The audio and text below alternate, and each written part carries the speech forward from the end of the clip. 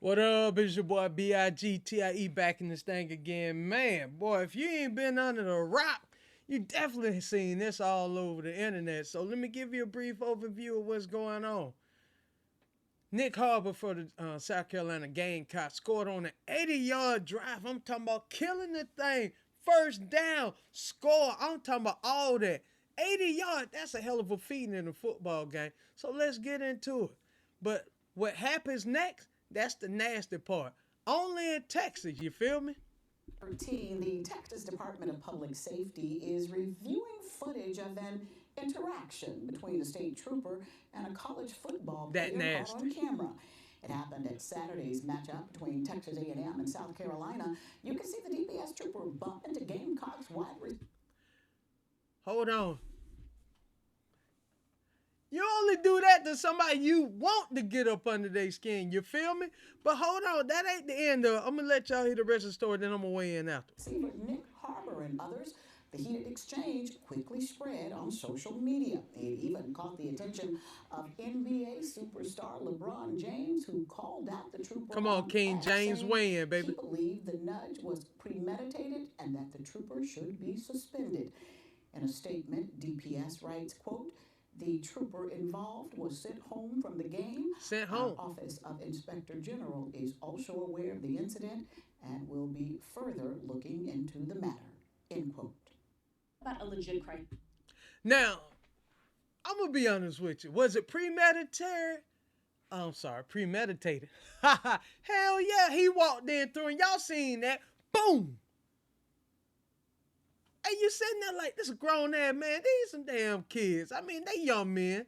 Shout out to Nick Harbor and the rest of the South Carolina Gamecocks, man. These guys are trying to live their best life just to show y'all that, hey, man, we can get out here and get with these Texas boys, make some noise. But damn, bro, don't do it like that. You're a grown ass man. Probably been on the force about 10 years. You see these young fellas out here beating up on your squad. And he was a little pissed. So guess what he wanted to do? Don't you bring your ass back up through this field again. This tunnel again. Oh, Lord. Hey, man, you talking about premeditated. That was beyond premeditated. That was just downright nasty.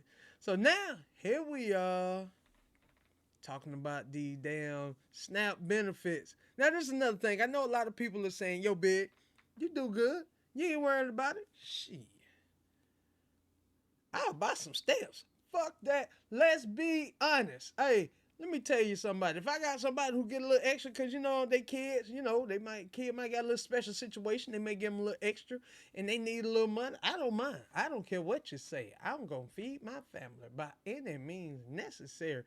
I'm just talking smack. But you got people out here that are working but barely make ends meet. So the SNAP program help provide a means to help bridge the gap between, you know, shortcomings of income. It happens to us both. You know what I'm saying? I mean, it happened to us all. I won't say both, but it happened to us all, by the way. But I'm going to tell you why Trump ended up ending this thing. Because you know what?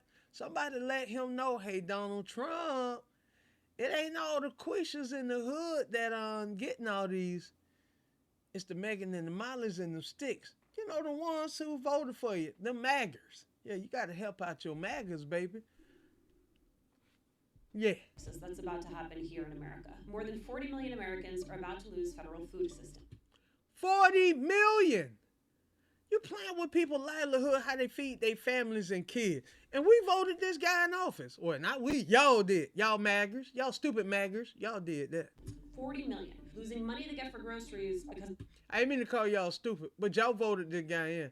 Let me tell you something. This guy was the laughing stock of running for elections for 20 some odd years. And all of a sudden, he got the right time and the right crew to get him in. of the government shutdown. Now, you've probably heard a lot about SNAP recently. It's an acronym for the Supplemental Nutrition Assistance Program, the largest anti-hunger program in this country. There's been a lot of misinformation going around about those who receive SNAP benefit. Please, drop these facts. I'm interested. kids. So here are the facts. According to the most recent government data, nearly 20% of SNAP recipients are adults over 60. More than 11% are children younger than 5.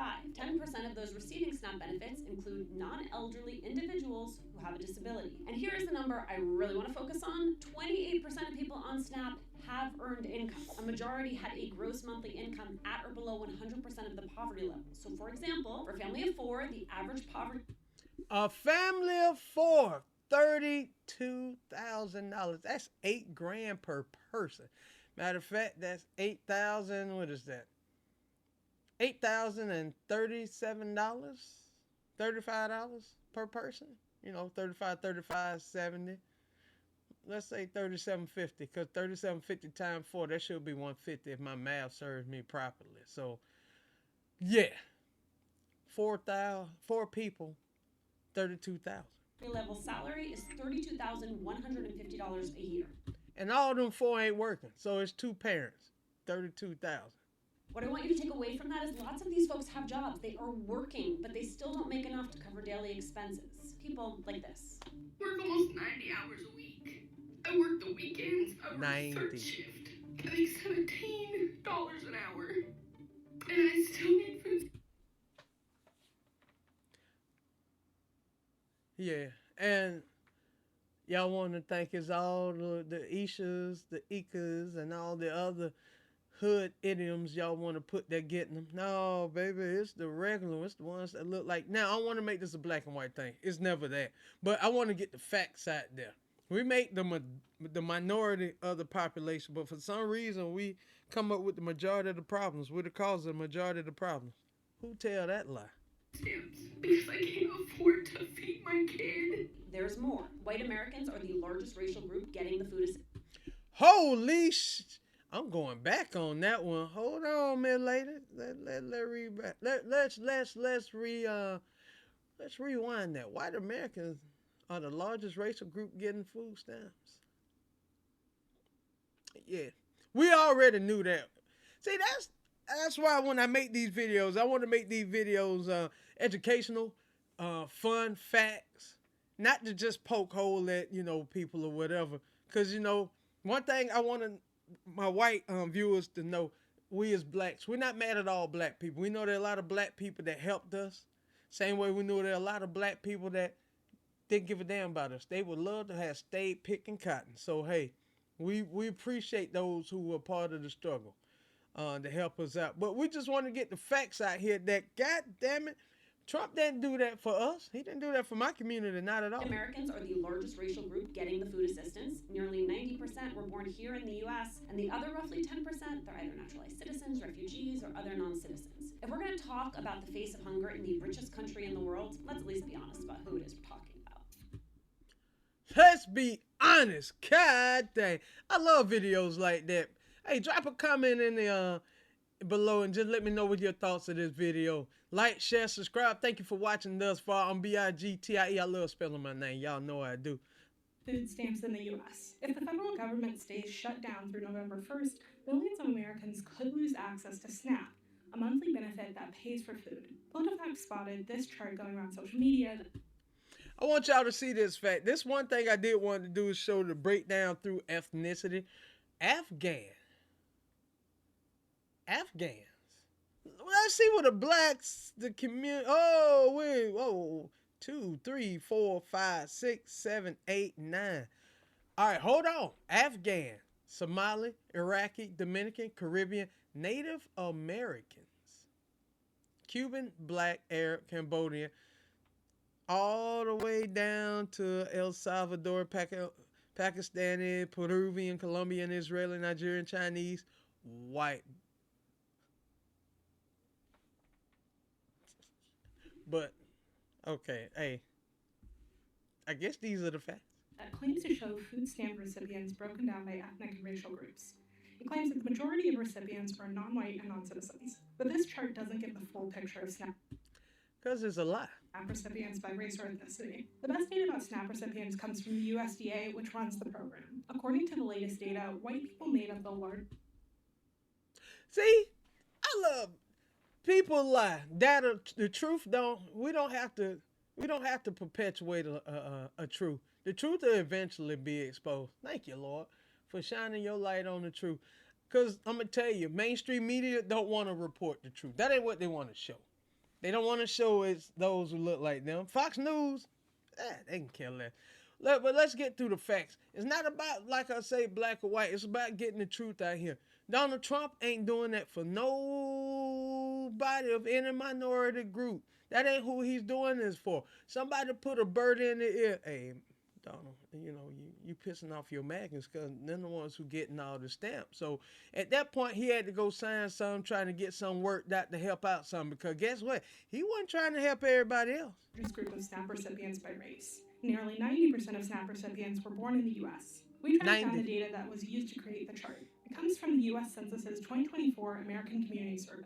That survey lets respondents report their race and ancestry. The survey doesn't show what percentage of all SNAP beneficiaries belong to an ethnic or national.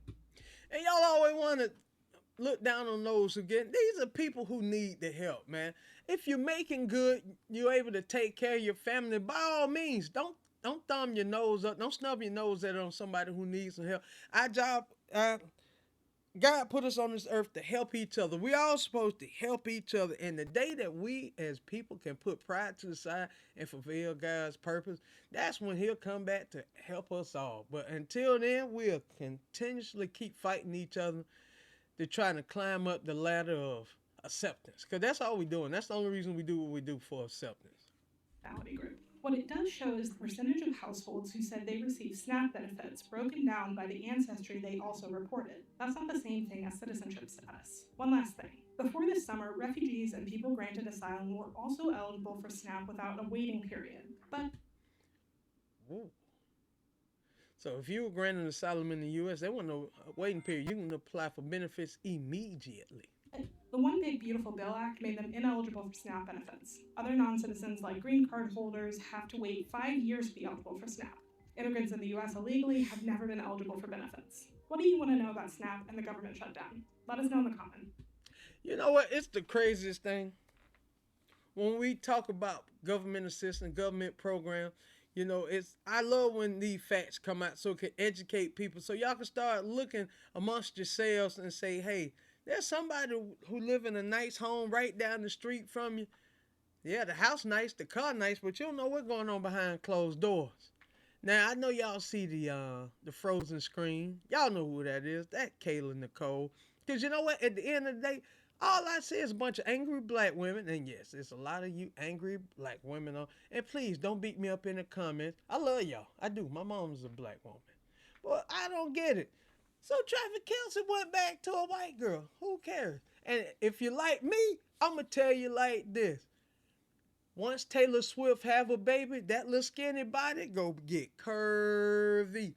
Hey, shout out to Hillary Duff with her fine ass. Once you start having them babies, that body expand. So we already knew. Fellas, we already know. When them slender chicks have them babies, they get curvy fine. So let's see how this chick try to find another outlet to get her little sappy, pathetic story to the masses that, she's suffering because, she's the ex of a former football player. She's constantly attacked in the news. No, you're only attacked in the news because you put a lot of bullshit out there. You're the one that said, do I look like I pay a bill? And that's why when he found him an upgrade, you constantly keep perpetually putting bullshit in social media. What you put on Halloween, he wasn't man enough for you. I think you should have remixed it and put it. Damn, he got smart. Post about the sky being blue and people will have a response about an ex and their new situation. It's inadvertently affected me to the point where it makes me question just like my overall value as How? I make you question the overall value of you when you dating somebody else. But remember, you said he wasn't man enough for you, right? a person, as a partner. This motherfucker used any and every outlet to try and gain some sympathy. No, I don't sympathize. I clap for all the fellas in the world that upgraded from some of you toxic motherfuckers out here that y'all want to, hey, I get it. She's pretty. She's beautiful. You deserve to be wifed up. Everybody does. I don't care if you 5'5", 300 pounds, or 5'8", or 145, curvier than a motherfucker. Good women, good people, good men deserve good women. Good women deserve good men. But you attract who you attract. So, and I've always wondered how these chicks always end up around the athletes, the rappers. They always in the same circles. Who y'all connect? Why is it making you question your value?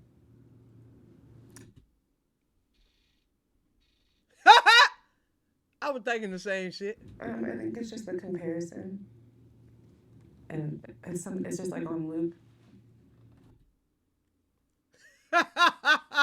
Somebody trying to gain some sympathy. I think I'm still trying to figure out how to deal with that. Is what you know about. I'm sorry, I ain't got not damn shredded there sympathy, empathy, or anything for this young lady. Now, let's let games begin. Ladies and gentlemen, let's get ready to rap. Oh my God, the 2026 Grammy Awards have dropped their predictions for rap. Let's get into the nominations, shall we? Ooh, best rap performance outside Cardi B, Chains and Whips, The Clips, and Kendrick Lamar, Anxiety, Dolce. Oh my God, that song so obnoxious. Whoo, what you know about me, Glorilla, Sexy Red, and TV. Y'all, Kendrick Lamar left the gunplay. Let me tell you something. No knock off the Glorilla. Hey, now, I actually got a chance to do some work for Glow and with Glow during the BET Awards. Nice young lady. She had to turn the plane around and do a U-turn in the air because her friends were ready to go home because they want to learn a new dance routine. Shout out to Glow. I see you doing your thing, baby. Papa Bear be out here watching you. Do up. Make your money, baby. Doechii? I ain't go front, man. That song annoying as hell. I ain't go front. I think it's weird as hell. You make the comment about you dating bisexual dudes, and then all of a sudden you have this weird distinction. I don't think y'all know what the heck y'all want, but I'm gonna be honest with you. Cardi, got a chance to meet Cardi over the years. Working around the marinas, nice young lady, mad cool, funny as hell. I don't see nobody beating the Clips and Kendrick. Kendrick got nominated twice, so hell, he got it with a 40% chance of winning this motherfucker. So, hey man, good luck to all the nominees.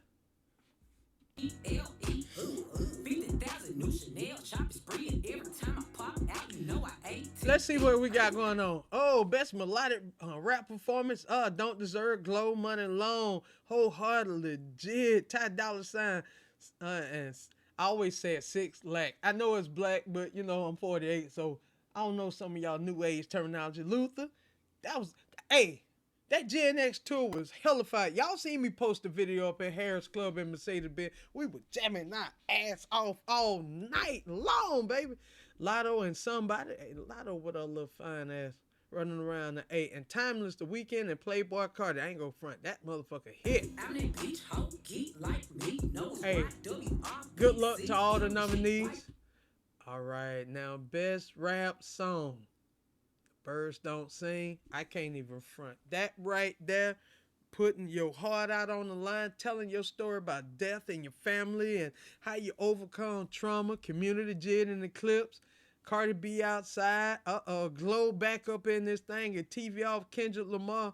Bro, let me tell you, this right here is going to be one of the best Grammys of the year. So we going to definitely see who's going to take it home this year. But, hey, once again, good luck to all the nominees.